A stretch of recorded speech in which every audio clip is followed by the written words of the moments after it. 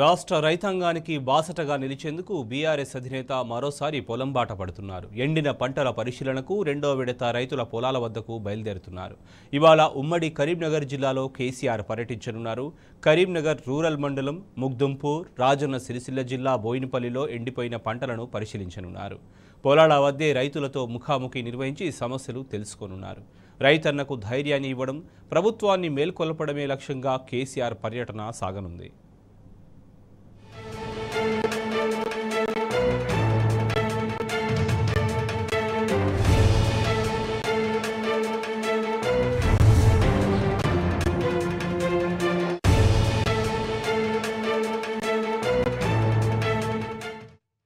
కేసీఆర్ కరీంనగర్ పర్యటన పట్ల పూర్తి వివరాలు మా ప్రతినిధి వేణుని అడిగి తెలుసుకుందాం. Venu, good morning. చెప్పండి, ఇవాళ కేసీఆర్ పర్యటన పూర్తి వివరాలు ఏంటి?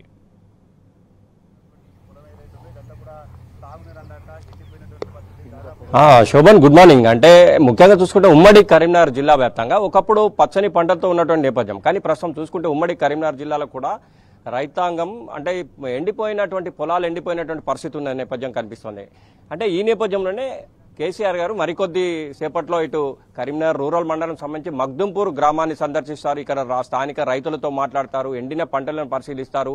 అంటే ఒకప్పుడు ఎట్లా ఉండే, ఇప్పుడు ఎందుకు ఇట్లా అయిందని చెప్పి. ఎందుకంటే ముఖ్యంగా కేసీఆర్ రైతు అయిన నేపథ్యంలో రైతు పక్షపాతిగా రైతుల కోసం తప్పకుండా ఏదో చేయాలనే నేపథ్యంలోనే అంటే ప్రభుత్వ హయాంలో కూడా రైతాంగానికి పెద్ద ఎత్తున సహాయం చేసినటువంటి పరిస్థితి. కానీ ప్రస్తుతం చూసుకుంటే రైతులకు సంబంధించి చూసుకుంటే పంట పొలాలు ఎండిపోయి చాలా దీవనావస్థలో ఉన్నటువంటి రైతన్నలను ఆదుకోవాలనే ఒక లక్ష్యంతో కేసీఆర్ ప్రత్యక్షంగా వారితోటే మాట్లాడి వారి కష్ట నష్టాలు పాలు పంచుకోవాలనే ఒక లక్ష్యంతో వచ్చినట్టు నేపథ్యం మనకు కనిపిస్తోంది.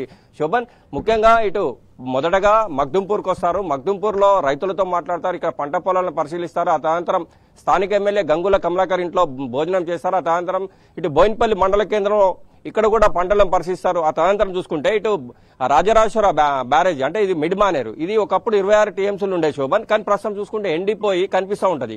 ఎందుకంటే 8 టీఎంసీల నీరు మాత్రమే ఉంది. ఈ నేపథ్యంలో స్వయంగా ఈ మానేరు డ్యామ్ ను కూడా పరిశీలిస్తారు. ఆ తదనంతరం సిరిసిల్లలో మీడియా సమావేశం నిర్వహిస్తారు. రైతాంగంతో మాట్లాడిన తర్వాత ఏం జరిగిన దాని విషయంపై కూడా ఈ మీడియాలో మాట్లాడే అవకాశం ఉంది. ప్రస్తుతం అయితే మనం మగ్దుంపూర్ సంబంధించి చూడొచ్చు, ఇక్కడ ఎండిపోయినటువంటి పంటను చూడొచ్చు మనం ప్రత్యక్షంగా శోభన్.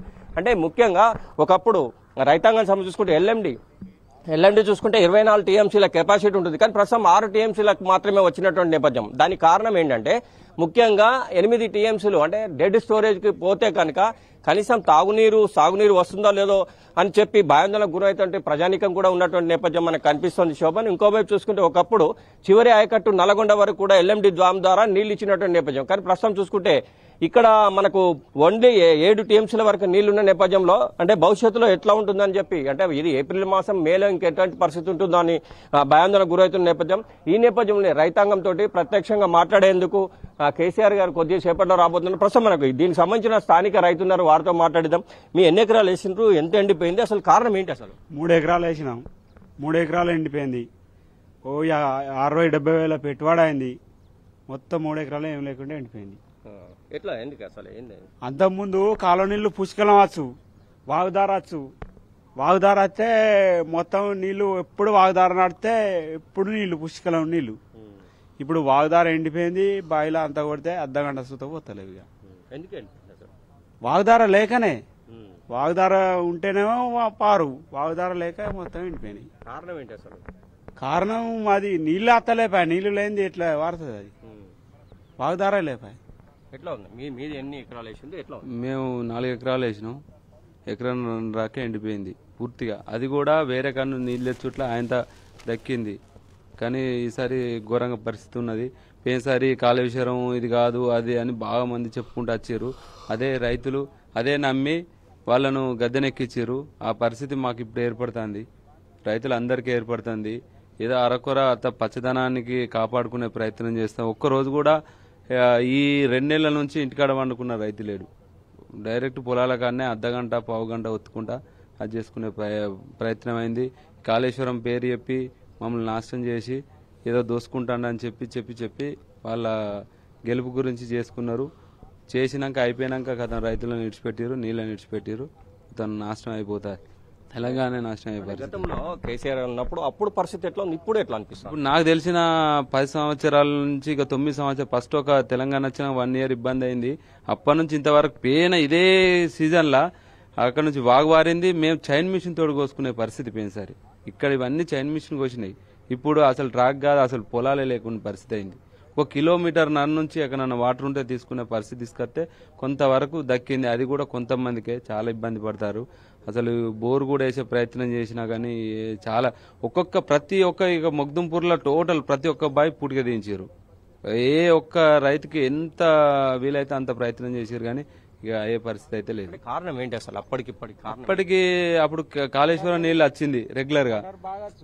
కాళేశ్వరం నీళ్ళు వచ్చి పంప్ హౌజుల నుంచి కెనాల్కి ఇప్పించి ఆటోమేటిక్ గా చెరువులలో కుంటలకు పుష్కలంగా వచ్చేటి. కానీ ఇప్పుడు ఈ పరిస్థితి లేదు. కాళేశ్వరం నీళ్లు రాకపోవడంలో కెనాలి వారంలో ఒక వారం బంద్, వారంలో 3 రోజులు మొగ్దుంపూర్ రాలే. 3 రోజులల్లో ఎంత కస్తాయి ఏడికి వచ్చినాయి. మొత్తానికి ఈ ఇయర్ లో అసలు మొగ్దుంపూర్కు వాటర్ మొత్తానికి చుక్క రాలే. ఫస్ట్ ఒక్కసారి వచ్చినాయి, సెకండ్ సారి వచ్చినాయి, కథం కంప్లీట్ గా బంద్ అయింది.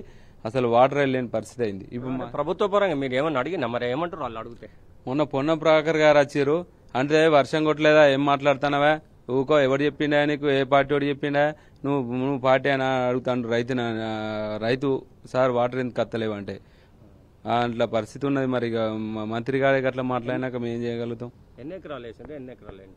మాది 4 ఎకరాలు వేసినాం, 1.5 ఎకరం ఎండిపోయింది. ఇక మిగతానికి ఇంత కష్టపడి అవన్నిటి వాటర్ వాళ్ళ వీళ్ళే అది చేసుకొని చేస్తే తప్ప అది పారలేదు. ఇప్పటికి కూడా 1.5 కిలోమీటర్ నుంచి పైప్ లైన్ ఎత్తే అది దక్కింది. అది 3 బాయిల నుంచి బతిలాడి మొన్న వర్షానికి అది సెట్ అయింది.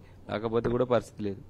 శోభన్, ఇది మొత్తం మీద చూసుకుంటే అంటే ఉమ్మడి కరీంనగర్ జిల్లా వ్యాప్తంగా చూసుకుంటే మనకు ముఖ్యంగా కోతకొచ్చిన పంట పొలాలకు కూడా రక్షించుకునేందుకు రైతులు ట్యాంకర్ల ద్వారా నీళ్లు పెట్టి రక్షించుకునే స్థితి ఒక ఎత్తు అయితే తమ గొడ్ల ద్వారానే మేపుకునే పరిస్థితి మరికొన్ని చోట్ల మనకు స్పష్టంగా కనిపిస్తుంది. అంటే ఏదేమైనా కానీ తమకు చేతికొచ్చిన పంటను ఈ విధంగా చేయడం, నీళ్లు లేకపోవడం, అంటే ముఖ్యంగా ప్రాజెక్టులలో నీళ్లు లేకపోవడం, ప్రాజెక్టుల నీళ్లు లేని నేపథ్యంలో చెరువులలో కావచ్చు, కుంటలలో కావచ్చు, భూగర్భ జలాలు కూడా ఎండిపోయిన నేపథ్యం, బోరింగులు కూడా ఎండిపోతున్న నేపథ్యం. అంటే స్థానికంగా ఒక 2-3 ఎకరాలు వేసిన చిన్న సన్నకారు రైతులకు కూడా కనీసం 3 ఎకరాలు వేస్తే 1.5 ఎకరం నుంచి 2 ఎకరాలు ఎండిపోయింది, మా పరిస్థితి చాలా దారుణంగా ఉందని చెప్తున్న నేపథ్యం కనిపిస్తుంది. శోభన్, ఏదేమైనా కానీ మరికొద్ది సేపట్లో కేసీఆర్ గారు వస్తారు, ఇటు రైతులతో మాట్లాడతారు, వారికి అంటే కష్ట నష్టాల్లో పాలు పంచుకుంటారు, వారికి భరోసా ఇస్తారు. ఎట్టి పరిస్థితుల్లో రైతాంగం అంతా కూడా అంటే నిర్భయంగా ఉండాలి, వారికి భరోసా ఇచ్చే విధంగా కూడా వారితో మాట్లాడి వారికి ధైర్యం చెప్తారు. మరికొద్దిసేపట్లో కేసీఆర్ అన్నారు. ఈ నేపథ్యంలో రైతాంగం అంతా కూడా మగ్దుంపూర్ లో కేసీఆర్ గారి కోసం వెయిటింగ్ చేస్తున్నటువంటి పరిస్థితి మనకి ఇక్కడ కనిపిస్తుంది. శోభన్, ఇది ఇక్కడ తాజా అప్డేట్. Vote studio.